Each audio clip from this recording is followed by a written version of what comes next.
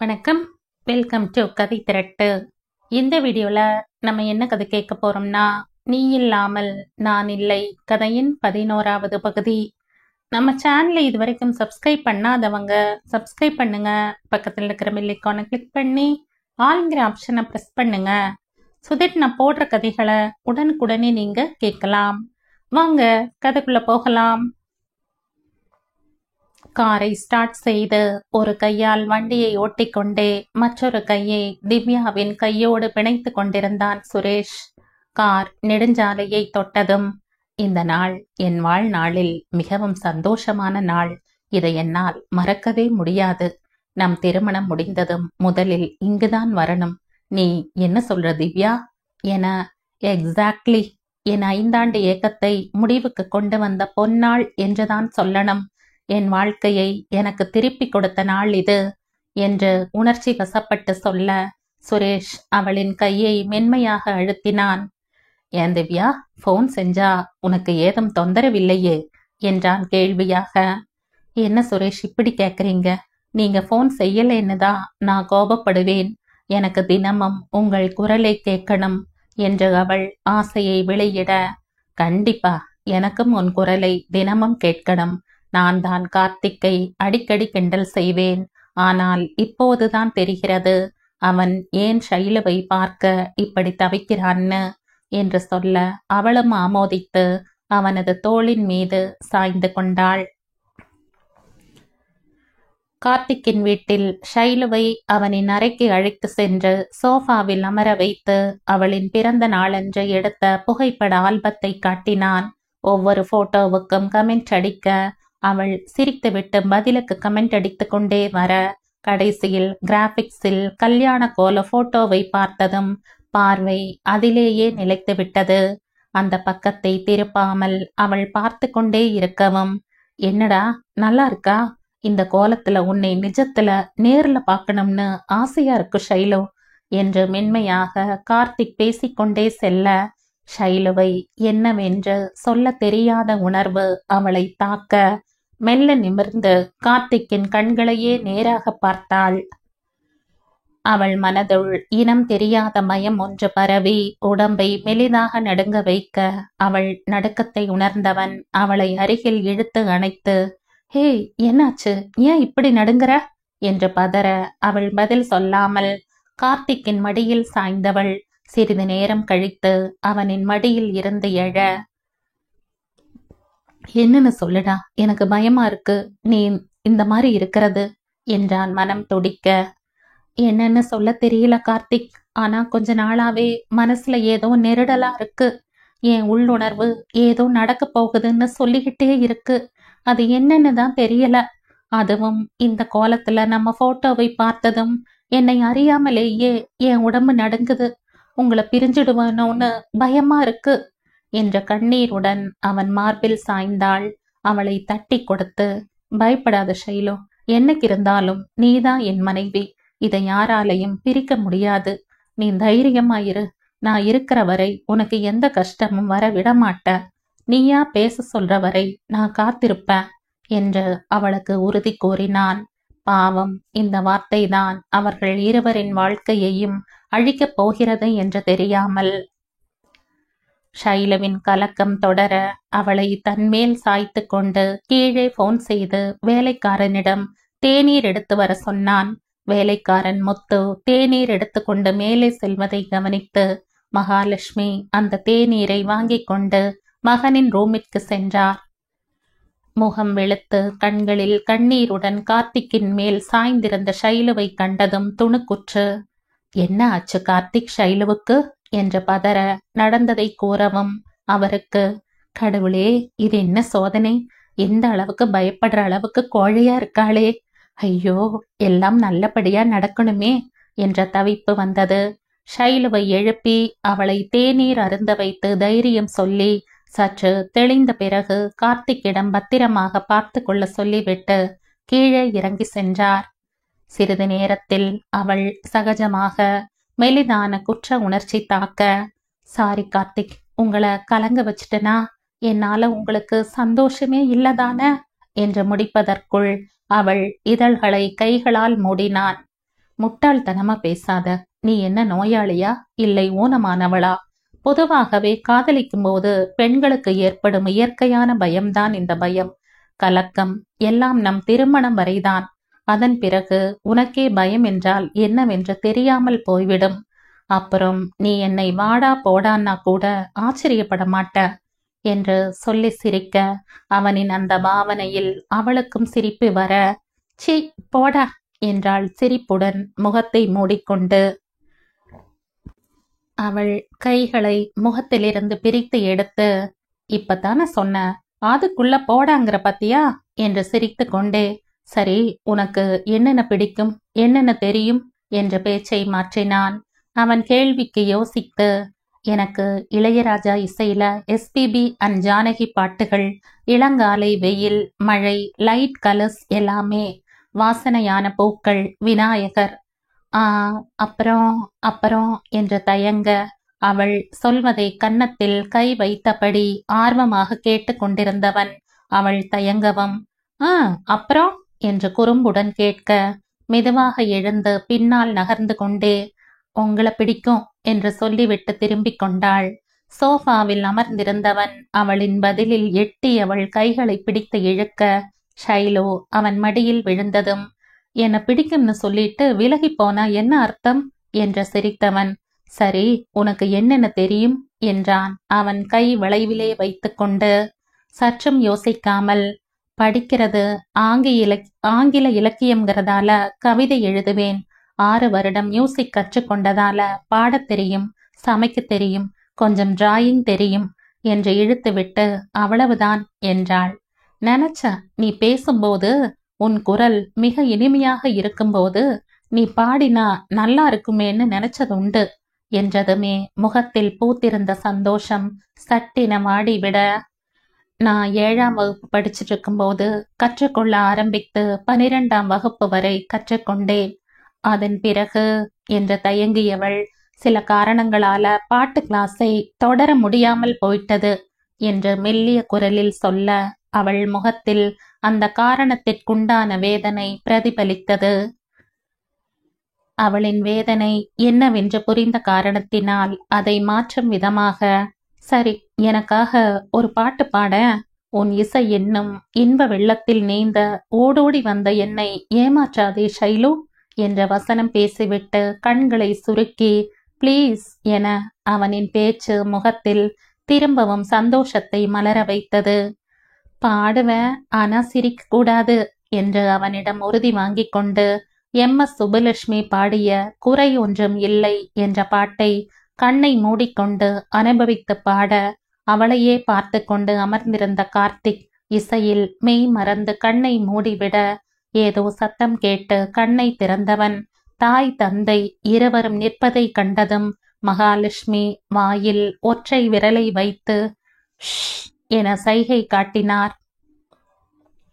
பாடி முடித்ததும் என்ன சத்தம் இல்லையே என்று கண்ணை திறந்தவள் மூவரும் தன்னையே பார்த்து கொண்டு நிற்கவும் வெட்கத்துடன் மகாலட்சுமியிடம் ஒண்டிக் கொண்டாள். அவளை அணைத்து கொள்ள, ரொம்ப நல்லா பாடுற ஷைலு, எவ்வளவு இனிமையான குரல், நாங்க நல்லா ரசிச்சோம் என்று விஸ்வநாத் பாராட்ட, இதுக்குத்தான் ஒரு பெண் பிள்ளை வேண்டும் என்பது, வீடே கோயில் மாதிரி இருக்கும் என்று அவளின் முதுகை தட்டி கொடுத்துவிட்டு, சரி நீங்க பேசிட்டுருங்க என்று கதவை மூடிவிட்டு சென்றார்கள். கார்த்திக் அவளை தூக்கி ஒரு சுற்று சுற்றி, ஷைலு சூப்பர்டா, ரியலி ஃபேண்டாஸ்டிக், நான் எதிர்பார்க்கவே இல்லை நீ இவ்வளோ அழகா பாடுவேன்னு என பாராட்டியதும் கண்ணங்குழிய அழகாக சிரிக்க அவளின் சிரிப்பை ரசித்தவன், சரிடா எனக்காக இன்னொரு பாட்டு பாட என்று அவளின் தாடையை பிடித்து செல்லமாக கொஞ்சினான். அவன் கொஞ்சியதும் வெட்கத்தை ஓரம் தள்ளி, உங்களுக்கு இல்லாததா சொல்லுங்க, என்ன பாட்டு பாடணும் என சிகப்பு ரோஜாக்கள் படத்தில் இருந்து மின்மினிக்கு கண்ணில் ஒரு மின்னல் வந்தது என்ற பாட்டு எனக்கு மிகவும் பிடித்தமான ஒன்று, பிளீஸ் டா எனவும் அவன் விருப்பப்படி பாட ஆரம்பித்தாள். அவள் பாடுவதை கன்னத்தில் கை வைத்து அமர்ந்து அவளையே பார்த்து கொண்டு இருந்தவனின் பார்வையை தாங்கி அவனையே காதலுடன் பார்த்து உருகி பாடி முடித்ததும், உனக்குள்ள நிறைய திறமை இருக்குடா, அதை ஏன் இன்னும் வளர்க்க கூடாது இனியாவது பாட்டு கிளாஸ தொடரேன் ஷைலு என்ற ஆலோசனை கூற அதை ஏற்றுக்கொண்டாள். தூக்கம் வரலனா பெண்டாட்டி தாலாட்டு பாட சொல்லி ரசித்து கொண்டே தூங்கலாம் என்று குறும்பாக கூற சிரித்து கொண்டே, ஹலோ கார்த்திக் சார், முதல்ல திருமணம் ஆகட்டும், அதன் பிறகு உங்க ஆசை எல்லாத்தையும் சொல்லுங்க, நிறைவேற்றி வைக்கிறேன் என்று கேலி செய்ய, ஏன் இப்பவே கொஞ்சம் ஆசைய நிறைவேற்ற கூடாதா? நான் பாவம் இல்ல, நீ என் செல்லம் தானே என்று கொஞ்ச அவள் மூக்கை சுருக்கி ஒற்றை விரலை மடக்கி அழகு காட்டினாள். திடீரென்று, திவ்யா, அவங்க காதலை சுரேஷிடம் சொல்லி இருப்பாங்களா இல்ல தயங்குவாங்களா கார்த்திக் என்றாள் சிறு சந்தேகத்துடன். அதை கேட்டதுமே சிரித்து, நம்ம மாதிரி எக்ஸ்ட்ரீமை கூட நம்பிவிடலாம், ஆனால் அமைதியா இருக்கிறவங்கள நம்ப முடியாது. அதுவும் இல்லாம திவ்யாவுக்கு துணிச்சல் அதிகம். அவ என்ன நினைக்கிறாளோ அதை தெளிவா சொல்லிடுவா. சுரேஷும் அப்படித்தான். எப்படியோ நானும் அவனும் வருங்காலத்துல சொந்தமா ஆக போறோம்னு நினைச்சாலே சந்தோஷமா இருக்கு. இதெல்லாம் உன்னாலதான, உன்னை சந்திச்ச பிறகுதான எனக்கு வாழ்க்கையோட அர்த்தமே என்னன்னு தெரியுது என்றான் அவள் நெற்றியில் செல்லமாக முட்டியபடி. கார்த்திக், ஆன்டி சொல்ற மாதிரி நம் 2 ஜோடிகளின் திருமணம் நடக்கவில்லை என்றால் என்ன? முதலில் சுரேஷ் திவ்யா திருமணத்தை நடத்திவிடலாமே. ஏற்கனவே 5 வருஷமாக திவ்யா கஷ்டப்பட்டுட்டாங்க. இனியும் அவங்களை பிரிச்சு வைக்கிறது நல்லா இருக்காது. நீங்க திவ்யா பெற்றோரிடம் பேசுங்க, நான் சுரேஷ் கிட்ட பேசுறேன், அவர் எனக்காகத்தான் பார்க்கிறார் என்றாள் யோசனையுடன். உண்மைதான், ஒரு 10 நாள் பிரிவுக்கே உன்னை பார்க்காமல் உலகமே வெறுமையாக இருக்கிற மாதிரி இருக்கு. தாங்க முடியல. அவள் இத்தனை வருஷம் எப்படி தவிச்சிருப்பாள்? இது கொடுமைதான் இல்லையா என்றான் அவளிடமே. ஷைலு சிரித்து கொண்டே, திவ்யா சுரேஷை பிரிந்து கொடுமையை அனுபவித்தாள்னு சொல்லுங்க, நான் ஒத்துக்கிறேன். ஆனா உங்களை பிரிஞ்சு கஷ்டப்பட்டேன்னு யார் சொன்னது? நான் உங்களை பிரிஞ்சு கஷ்டப்படவே இல்லையே என்றாள் ஓரக்கண்ணால் பார்த்து குறும்பாக நோக்கியபடி சிரித்து கொண்டே. அடி பாவி, என்ன கவுக்கிறையே, உன்னை என்ன செய்யறம் பார் என்று அவளை பிடிக்க ஓடி வர அவனின் பிடிக்கு சிக்காமல் ஓடினாள். இருவரும் ஓடி பிடித்து விளையாடி கொண்டிருப்பதைக் கண்டு உள்ளே வந்த மகா சிரித்துவிட்டு சாப்பிட அழைக்க, 4வரும் அரட்டை அடித்தபடி சாப்பிட்டு விட்டு எழுந்ததும் பெரியவர்கள் இருவரும் சிறியவர்களிடம் சொல்லிக்கொண்டு வெளியே கிளம்பிவிட்டார்கள். மீண்டும் மாடிக்கு வந்ததும், சரி, என்னிடம் கேட்டீர்களே, உங்களுக்கு என்ன பிடிக்கும் என்று சொல்லவே இல்லையே என்று தலையை சாய்த்து ஷைலு கேட்க, கார்த்திக் சிரித்துவிட்டு அவள் வெண்டை விரல்களை வருடி கொண்டே, எனக்கு பொதுவாகவே எதுலையும் ஆசை இல்ல, உன்ன மாதிரியே தான். மெட்டீரியல் திங்ஸ் எது மேலையும் எனக்கு ஆசை இல்ல. கடற்கரையில அமர்ந்து மணிக்கணக்கில் அலையை ரசிச்சிட்டு இருப்பேன். குழந்தைகள் பிடிக்கும், என் குடும்பத்தை பிடிக்கும். இந்த 5 மாசமா உன்னை பிடிக்கும். உன்னுடைய அமைதி, அழகு, இந்த வெட்கம், எப்பவாவது நீ செய்கிற குறும்பு, உன்னுடைய நிதானம், இதெல்லாம் பிடிக்கும். மற்றபடி வேலையில மூழ்கிட்டா வேற ஞாபகமே வராது. ஆனா உன்னை சந்தித்த நாளிலிருந்து கொஞ்சம் டிஸ்டர்ப் ஆனது உண்மை என்று கூற, அவன் முகத்தையே பார்த்து கொண்டிருந்தவள் மனம் நெகிழ்ந்து கார்த்திக்கின் கன்னத்தில் அழுந்த முத்தமிட அவளை இழுத்து அணைத்து கொண்டான். அதன் பிறகு கம்ப்யூட்டரில் என்ன படிக்கிறாள் என்று கேட்டு அதில் இருந்த சில சந்தேகங்களை அவளுக்கு சொல்லிக் கொடுக்க அதை கவனமாக கற்றுக்கொண்டாள். கொஞ்ச நேரம் செஸ் விளையாடினார்கள். தோட்டத்தில் கொஞ்ச நேரம் உலாவினார்கள். வெளியில் போய்விட்டு திரும்பி வந்த பெரியவர்களுடன் அமர்ந்து பேசிக் கொண்டிருக்கும் பொழுது வெளியில் போயிருந்த மற்றொரு ஜோடி வீடு திரும்ப இருவரின் முகத்தில் சந்தோஷம் விரவி இருப்பதைக் கண்டு 4வருக்கும் பரம திருப்தி. மகாலட்சுமி திவ்யாவின் அருகில் வந்து அவள் தலையை அன்புடன் வருடி, என்ன திவ்யா, சுரேஷ் கிட்ட எல்லாத்தையும் பேசியாச்சா? இப்போ உனக்கு நிம்மதி தானே? இனி நான் அஞ்சலி கிட்ட பேசலாம் தானே உன் கல்யாணத்தை பத்தி என்ற வாஞ்சையாக விசாரிக்க திவ்யாவின் முகம் வெட்கத்தில் தழைந்தது. பேசிட்டேன் பெரியம்மா, இருந்தாலும் அம்மா கிட்ட பேசுறதுக்கு முன்னால எதுக்கும் சுரேஷ் கிட்ட பேசிட்டு செய்யுங்க. அவருக்கு ஏதோ கொஞ்சம் ப்ராப்ளம் இருக்குதுன்னு சொன்னார். அதை கேட்டுட்டு அதன் பிறகு முடிவு செய்யுங்கள் என்றாள் தீர்க்கமாக. திவ்யா, இவர் ஷைலு என்று கார்த்திக் அறிமுகப்படுத்த சிரித்து கொண்டே, சுரேஷ் எல்லாவற்றையும் சொன்னார் அண்ணா என்றவள் ஷைலுவிடம் திரும்பி, வாங்க என் ரூமுக்கு போகலாம், உங்ககிட்ட நிறைய பேசணும் என்று அழைக்க ஷைலு கார்த்திக்கை நோக்க அவன் கண்ணாலேயே அனுமதி தர திவ்யா சிரித்து கொண்டே, அண்ணன் அனுமதி இல்லாம எங்கேயும் போக மாட்டீங்க போல இருக்கு என்று சீண்ட எல்லோரும் சிரித்தார்கள். நீங்க ரொம்ப அழகா இருக்கீங்க ஷைலு. கார்த்திக் அண்ணனோட அழகுக்கும் கம்பீரத்துக்கும் நீங்க தான் சரியான ஜோடி. சுரேஷ் சொன்னார் அண்ணனை ஒரே பார்வையில விழ வச்சீங்கன்னு என்று சொல்ல ஷைலு வெட்கத்துடன் எதுவும் பேசாமல் சிரிக்க அவளே தொடர்ந்து, நீங்க வந்திருக்கிறத கவனிக்காம ஒரு மரியாதைக்கு கூட எதுவும் பேசாம போயிட்டேன். ஐ ஆம் எக்ஸ்ட்ரீம்லி சாரி ஷைலு என்றாள் மன்னிப்பாக. சேச்ச, இதுல என்ன இருக்கு? உங்க நிலைமையில நான் இருந்தாலும் இப்படித்தான் இருந்திருப்பேன். சரி, சுரேஷ் கிட்ட எல்லாம் பேசியாச்சா? எப்ப திருமணத்தை முடிவு செஞ்சிருக்கீங்க என்றாள் ஆவல் மிக. இப்ப வேண்டாம் ஷைலு, முதல்ல உங்க பிரச்சனை முடியட்டும், அதன் பிறகு பார்த்து கொள்ளலாம். இப்ப சொன்னா உங்களுக்கு ஏதாவது சிக்கல் வந்துடும்னு பயப்படுறார். அது நியாயம்தானே? கொஞ்ச நாள் போகட்டும், அதன் பிறகு உங்க அப்பா கிட்ட சொன்ன பிறகு எங்கள் திருமணத்தை முடிவு செய்யலாம் என்றிருக்கிறோம் என ஷைலுவுக்கு வாயடைத்து போனது. ஒரு பக்கம் எனக்காக மட்டுமே பார்த்து பார்த்து செய்யும் மனிதர்கள், இன்னொரு பக்கம் என் நிம்மதியை சந்தோஷத்தை அழிக்கும் மனிதர்கள்.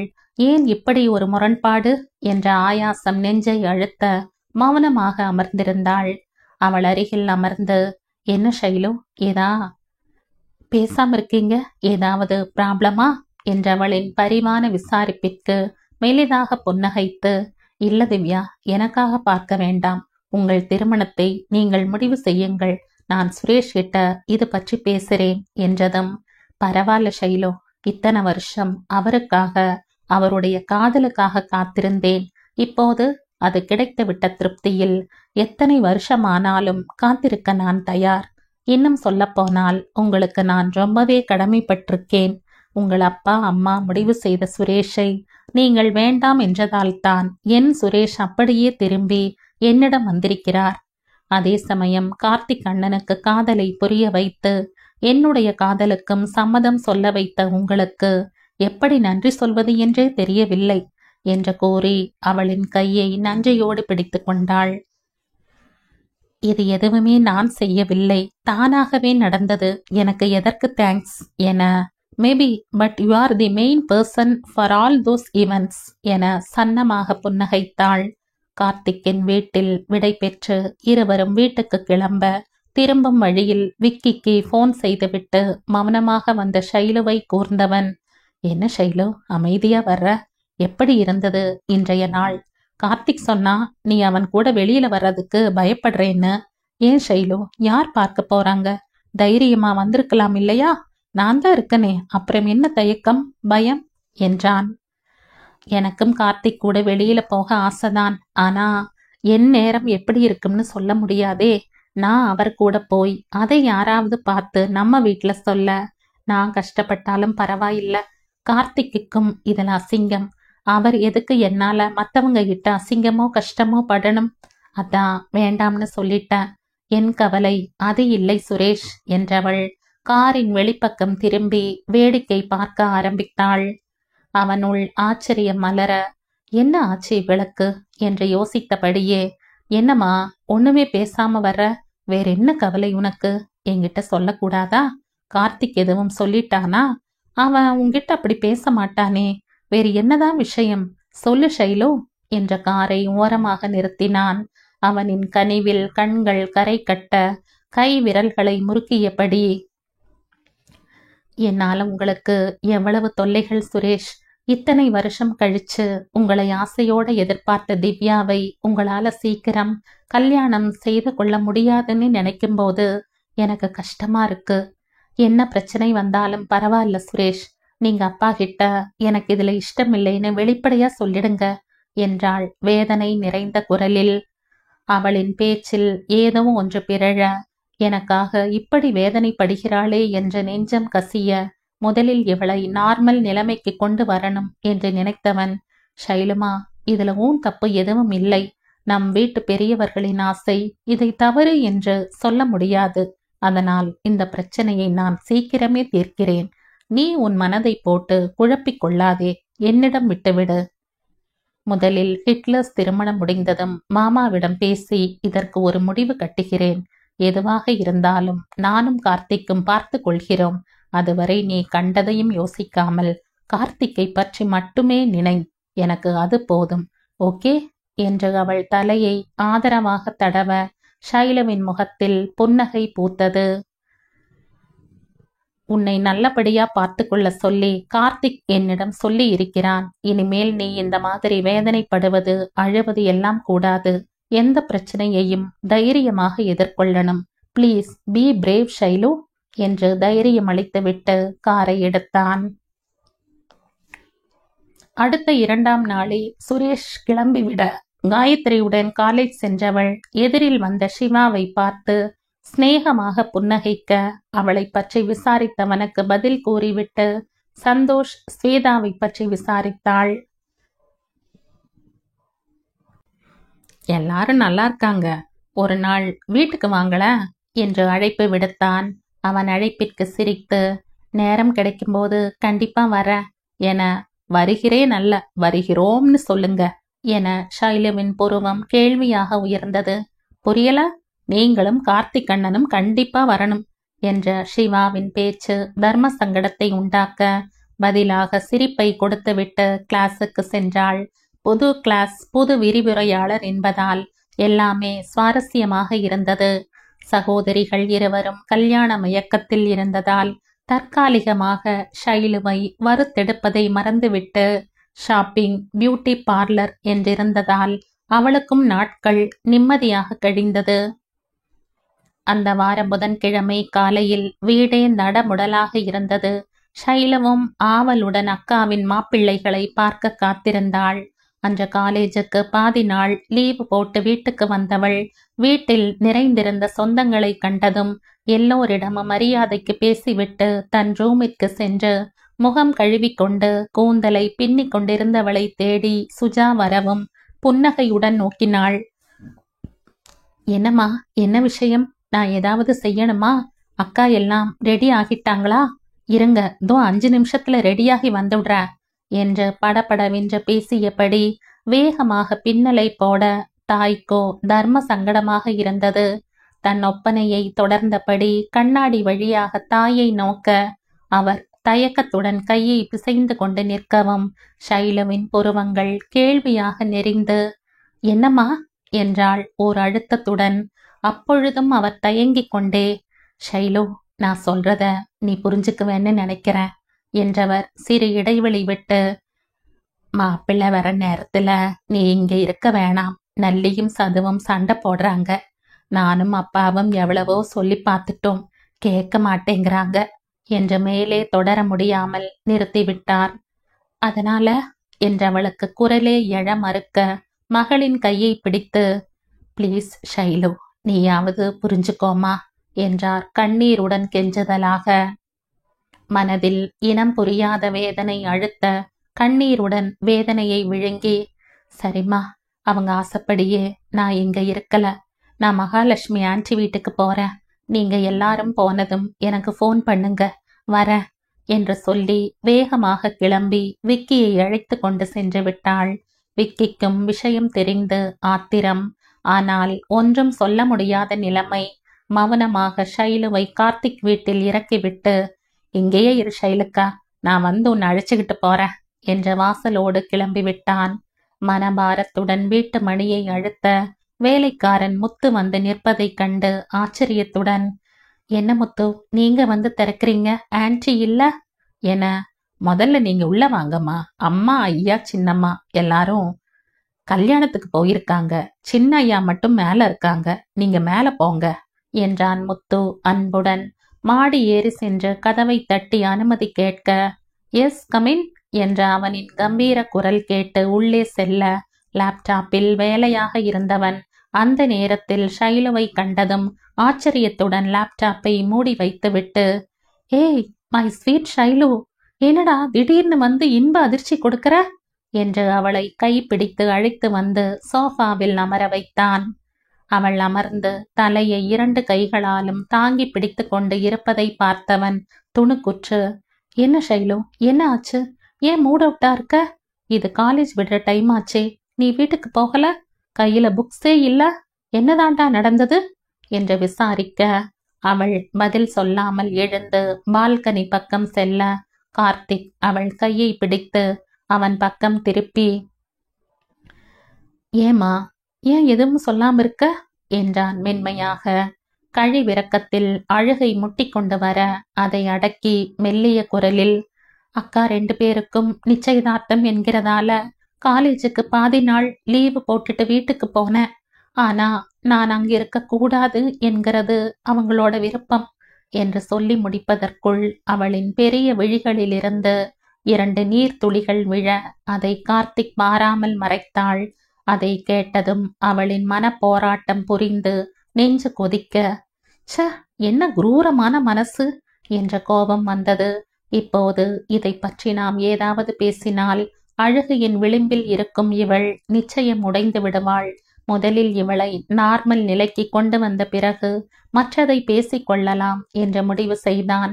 சிரிப்பை கட்டாயமாக வரவழைத்து, இதுல கவலைப்பட என்ன இருக்கு ஷைலு, பார்க்க போனா உன் சகோதரிகளுக்கு நான் கோயிலே கட்டுவேன் என்றதும் சட்டென்று கலங்கிய விழிகளை மலர்த்தி புரியாமல் நோக்க அவளின் கண்ணீரை துடைத்து கொண்டே, ஏன்னு புரியலையா, நீ மாப்பிள்ளைகள் வரும் நேரத்தில் அங்கிருக்க அவங்க உன் சகோதரிகளை கவனிக்காமல் அநியாயத்துக்கு அழகாக இருக்கும் நீதான் வேணும்னு சொல்லிட்டா என் நிலைமை என்னமா ஆகும்? அது மட்டுமில்ல, உன் சகோதரிகளுக்கு 28 வயசாச்சு. இந்த மாப்பிள்ளைகள் அமையாம போயிட்டா அவங்களுக்கு கஷ்டம் இல்லையா? அதனாலதான் அப்படி சொல்லியிருப்பாங்க. இதெல்லாம் விடு, உன்னை மறுபடியும் எப்ப நேர்ல சந்திப்பேன்னு ஏங்கிக்கிட்டு இருந்த. இன்னைக்கு அவங்க புண்ணியத்துல அந்த பாக்கியம் கிடைச்சிருக்கு. அவங்களுக்கு நம்ம விஷயம் தெரியாமலேயே ஒரு விதத்துல உதவி செஞ்சிருக்காங்க.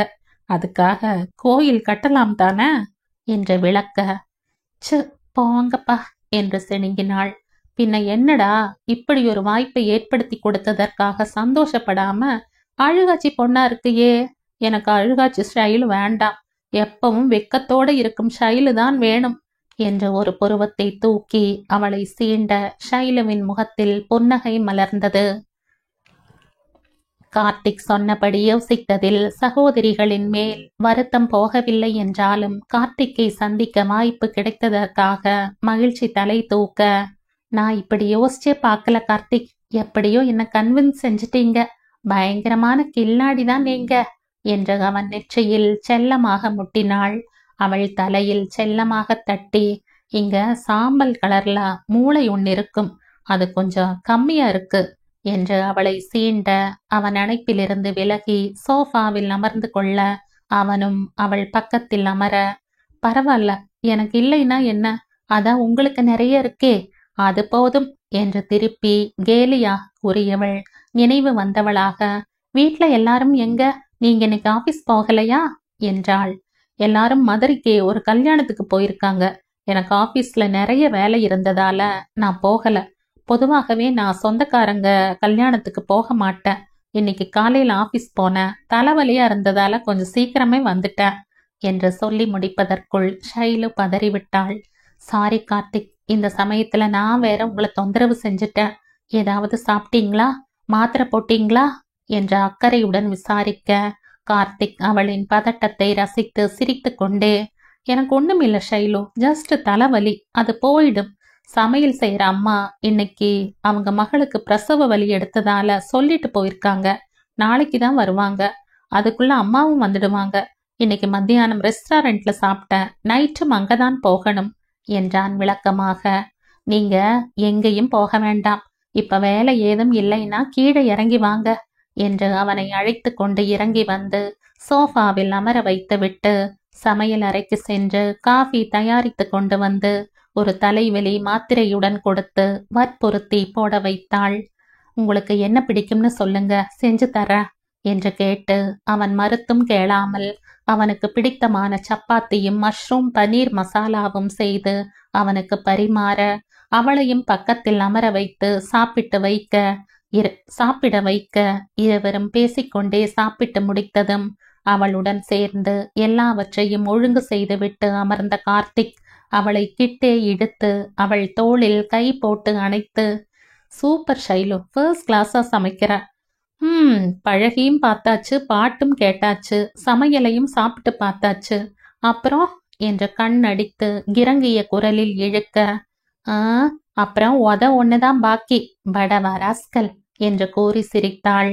திடீரென்று நினைத்து கொண்டவளாக, எப்படி கார்த்திக், உங்க இத்தனை கம்பெனிகளை தனியா நிர்வாகம் செய்றீங்க என்று வியப்படைய, இதெல்லாம் பெரிய விஷயமே இல்ல. எல்லா வேலையையும் என் லேப்டாப்ல வச்சு முடிச்சிடுவேன். எல்லா பிரான்ச்சுக்கும் மாசத்துல ஒரு நாள் விசிட் செஞ்சிடுவேன். என் எல்லா கம்பெனி ஜிஎம் போஸ்ட்ல இருப்பவர்கள் எனக்கு நன்றாக தெரிந்தவர்கள். அது மட்டுமில்லாமல் அப்பாவும் நன்றாக ஒத்துழைப்பார். அடுத்த மாசம் ஜப்பான் ப்ராஜெக்ட் ஒன்று வரப்போகுது நமக்கு. அது ஓகே ஆயிடுச்சுன்னா 4 மாசத்துல நான் ஜப்பான் போயாகணும். 2 மாசம் நான் அங்க இருக்க வேண்டி வரும். உன்னை பார்க்காம இருக்கிறது ரொம்பவே கஷ்டம்.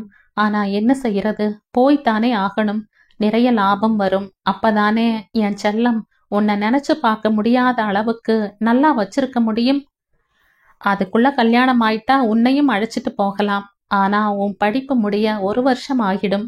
நான் ஜப்பான் போயிட்டு வந்த பிறகுதான் நம் கல்யாணம்னு நினைக்கிறேன். எனக்கு ஆசை இருந்தாலும் உன் லட்சியத்துக்காக நான் வெயிட் பண்றேன் என ஷைலுவின் நினைவுகள் எங்கேயோ பறந்தது. அந்நேரம் ஷைலுவின் போன் தம்பியின் அழைப்பில் சிணுங்க அவனிடம் பேசிவிட்டு, விக்கி இப்ப வர என்றான். என்றபடி கிளம்ப ஆயத்தமாக அவள் கையை பிடித்து, தேங்க்ஸ் ஃபார் எவ்ரிதிங் ஷைலு என்றான் காதலுடன். இல்ல கார்த்திக், நான் தான் உங்களுக்கு தேங்க்ஸ் சொல்லணும் என்று திருப்பி சொல்ல, இருவரும் சிரித்து கொண்டு கீழே இறங்கி வரவும் அதற்குள் விக்கி வந்திறங்கவும் சரியாக இருக்க, கார்த்திக் அவனிடம் 2 வார்த்தை பேசிவிட்டு இருவருக்கும் விடை கொடுத்தான். இந்த கதையின் தொடர்ச்சியை அடுத்த பதிவில் கேட்கலாம். நன்றி.